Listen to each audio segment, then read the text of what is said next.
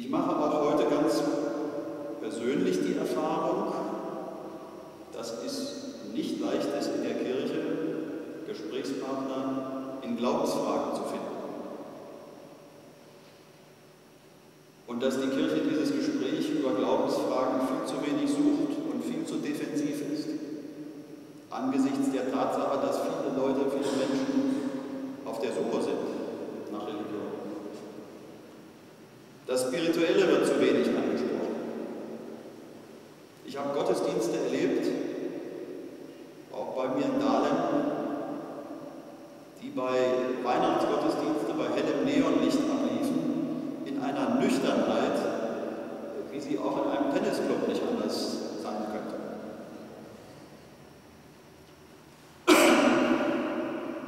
Die Welt ist doch voller Beispiele,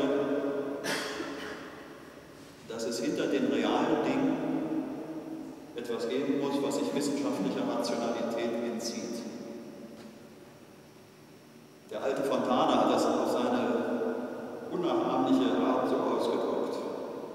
Ich zitiere ihn: Man hüte sich vor Betrachtung alles Irdischen in reinem Licht. Erstlich kriegt man es doch nicht raus. Hinter dem Letzten liegt noch ein Allerletztes. Aber wenn man auch das rausgekriegt hat, was hat man davon? Ohne ein gewisses Quantum vom Mumpitz geht es nicht. Nun sollten wir das mit Mumpitz hier in der Kirche nicht auf die Goldwaage legen, aber ein bisschen hat er recht. Wir sehen es in unserer modernen Wissenschaft immer wieder. In dem Highlight der Physik, in der Quantenphysik, können wir es täglich sehen. Und es ist wirklich frappierend, wie die Geschichte vom Turmbau zu Babel aus der Bibel sich widerspiegelt in dem Versuch der heutigen Wissenschaften. Sie bauen immer größere Maschinen. Dieses Atomzertrümmerungsgerät da in Genf in der Schweiz, was viele Milliarden gekostet hat, weil sie hoffen, jetzt kommen sie auf das Geheimnis, was dahinter steckt, was die Welt im Innersten zusammenhält. Und sie versuchen immer größere, wenn das nicht klappt, noch eine größere Maschine zu bauen. Wir kommen an die Grenzen der Finanzierbarkeit. Wir werden es nicht rausfinden, weil sich dahinter immer wieder Neues auftut. Ein letzter Gedanke von mir. Die Kirche versäumt es auch ein bisschen, mit ihrem Pfund zu wuchern. Die evangelische Kirche hat doch mit Martin Luther einen Kirchenvater, der unglaublich gut formulieren konnte und der Sätze formuliert hat, die buchstäblich wie Hammerschläge wirken.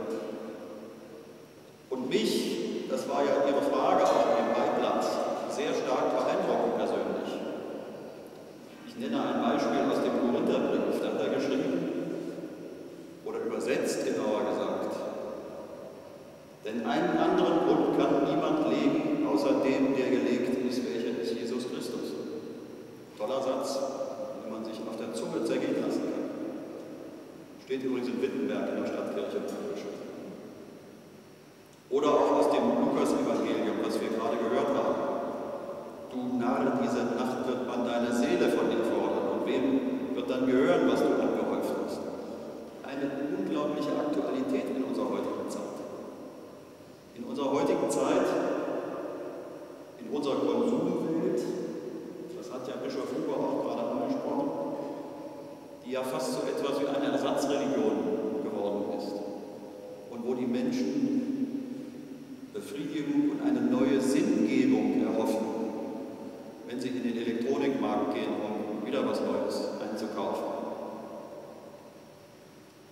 Und unsere Kirche, die evangelische, verfügt über geschichtsträchtige, geradezu magische Orte.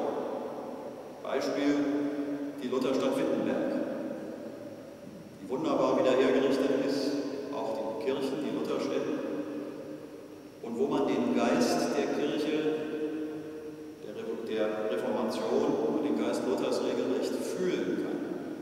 Ich kann Ihnen nur allen empfehlen, fahren Sie mal nach Wittenberg, von Südkreuz, glaube ich, 40 Minuten mit dem Zug. Und das müsste viel mehr genutzt werden. Warum macht die die Kirche nicht Wittenberg zu einer Art Wallfahrtsort. Holen Sie aus Amerika die Christen, die evangelischen Christen, die Protestanten, die können in Leipzig landen auf dem Flughafen.